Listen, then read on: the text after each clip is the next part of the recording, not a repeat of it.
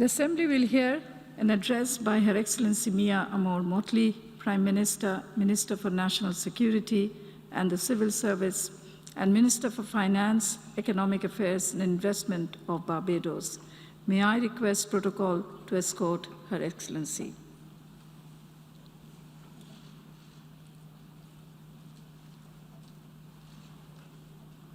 I have great pleasure in welcoming Her Excellency Mia Amor Motley, Prime Minister, Minister for National Security and the Civil Service, and Minister for Finance, Economic Affairs and Investment of Barbados, and I invite her to address the General Assembly. Madam Prime Minister. Thank you very much, Madam Vice President. Please permit me at the outset to congratulate the Secretary General, Antonio Guterres, and the Deputy Secretary General, Mina Mohammed, on their reappointment as to the post here, and also to the election of the President for this 76th General Assembly. If I use the speech prepared for me to deliver today, it would be a repetition of what you have heard from others and also from me. Equally, how many more times will we then have a situation where we say the same thing over and over and over to come to naught? My friends, we cannot do that anymore.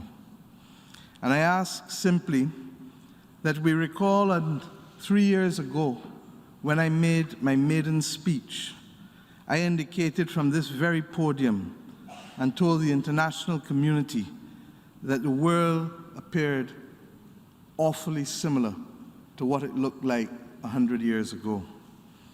Barbados made that position clear. Regrettably, we have not come to say we told you so, but we have come to say that the needle has not moved and that we have not seen sufficient action on behalf of the people of this world. I am not here, therefore, to keep you long today and shall be very, very brief. How many more variants of COVID-19 must arrive? How many more before a worldwide action plan for vaccinations will be implemented? How many more deaths must it take before 1.7 billion excess vaccines in the possession of the advanced countries of the world will be shared with those who have simply no access to vaccines? How much more fake news will we allow to be spread without states defending the public digital space? We've come together with alacrity to defend the right of states to tax across the digital space, but we are not prepared to come together with the same alacrity to defend the rights of our citizens to be duped by fake news in the same digital space.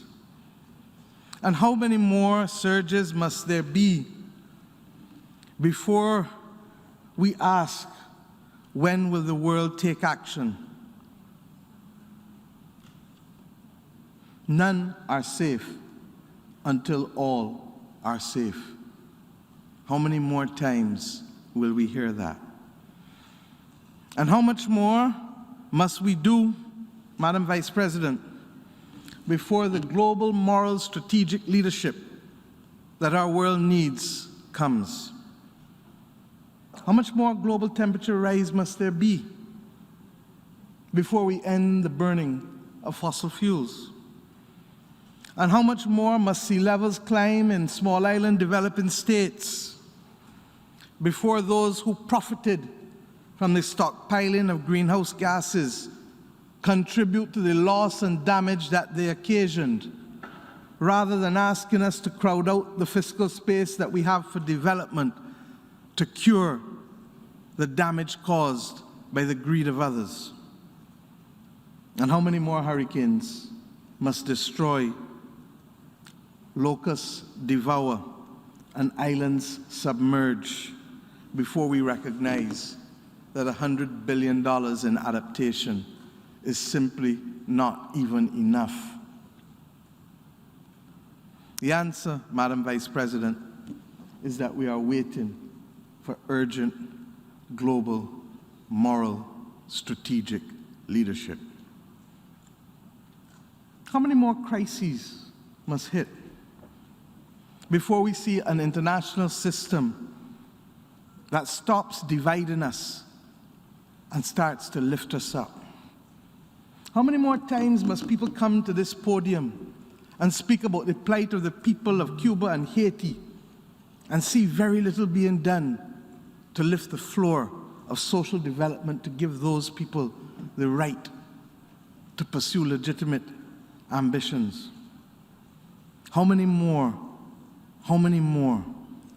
crises and natural disasters before we see that old conventions of aid mean that assistance does not reach those who need it most and those who are most vulnerable? And how much wealthier must tech firms get? The top 5 tech firms have a market capitalization of $9.3 trillion. I didn't say billion, trillion dollars. How much more wealthier must they get before we worry about the fact that so few of us have access to data and knowledge, and that our children are being deprived of the tools that they need in order to be able to participate in online education? The answer, Madam Vice President, is that we have the means to give every child on this planet a tablet, and we have the means to give every adult a vaccine, and we have the means to invest in protecting the most vulnerable on our planet from a changing climate, but we choose not to. It is not because we do not have enough. It is because we do not have the will to distribute that which we have. And it is also because, regrettably, the faceless few do not fear the consequences sufficiently. How many more leaders must come to this podium and not be heard before they stop coming? How many times must we address an empty hall of officials in an institution that was intended to be made for leaders to discuss with leaders the advancement necessary to prevent another great war or any of the other great challenges of our humanity? How many more times will we stand idly by and see women of color and men of color and women, period, be attacked at the leadership of international organizations disproportionately?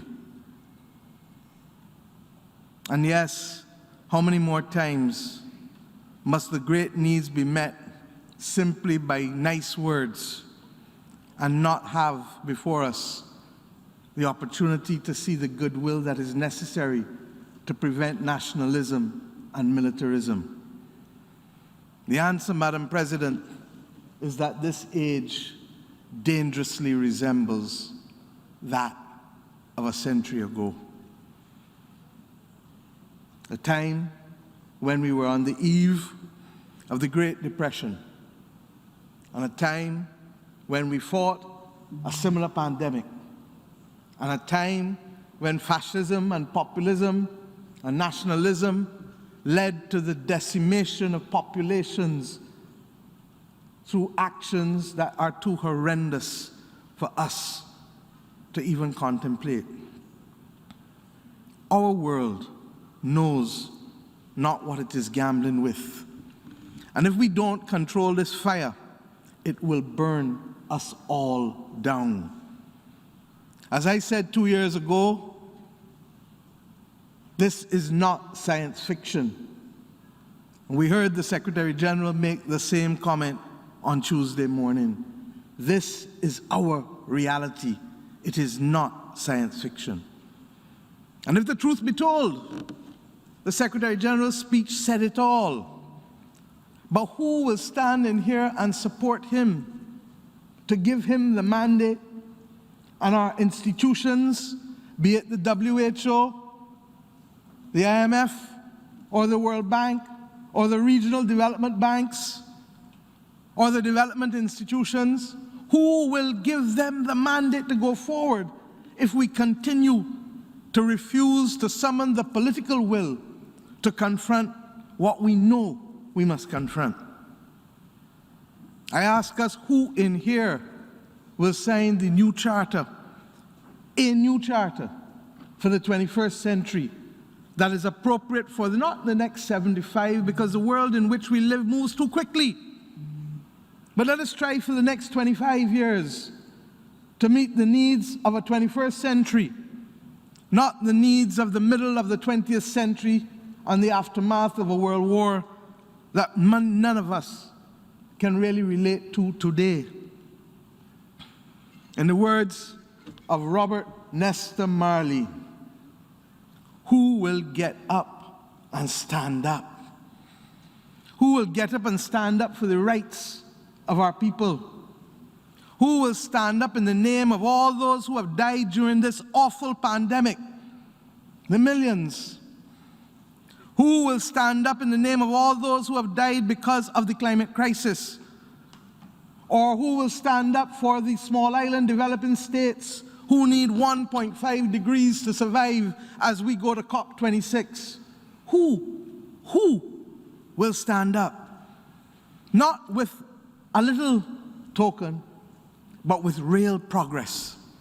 And who will stand up for all in our countries who remain and suffer the indignity of unemployment and underemployment, and whose access to food is now compromised by increased food prices and increased transportation prices, and transportation, quite frankly, that is being manipulated. It is not beyond us to solve this problem.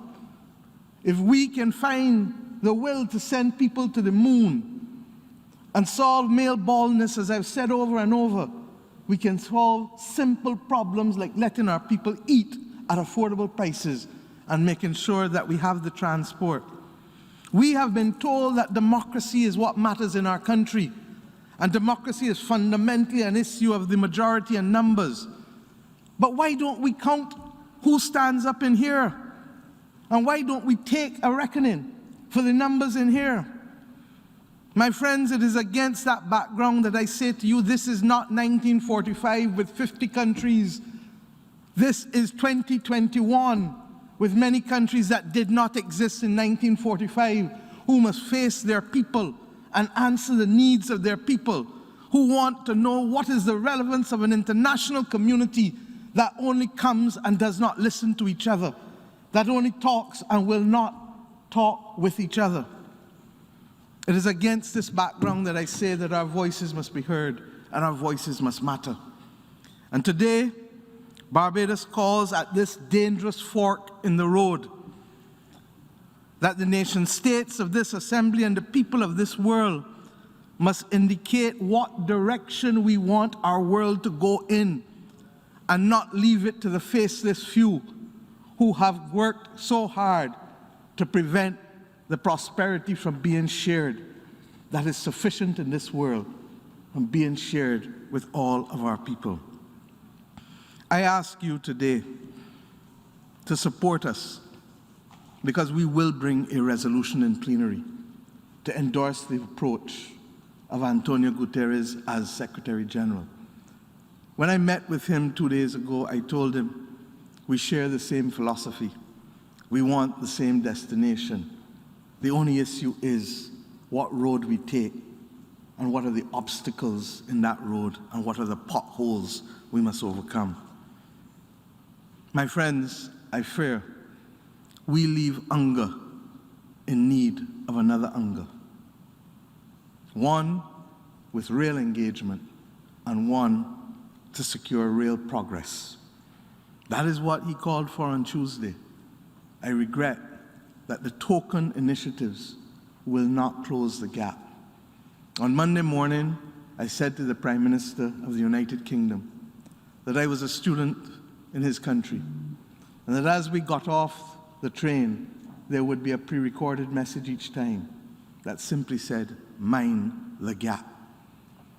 Let us, my friends, not only mind the gap, but determine as a global community of nations that numbers matter and that we have the population and the member states to send the signal of the direction that we want our world to go in at this dangerous moment.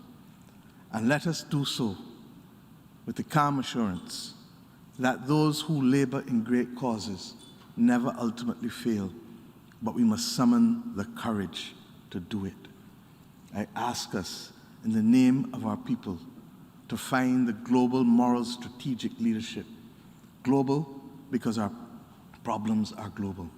Moral because we must do the right thing. And strategic because we cannot solve every problem of the world, but we must solve those within our purview immediately. Thank you.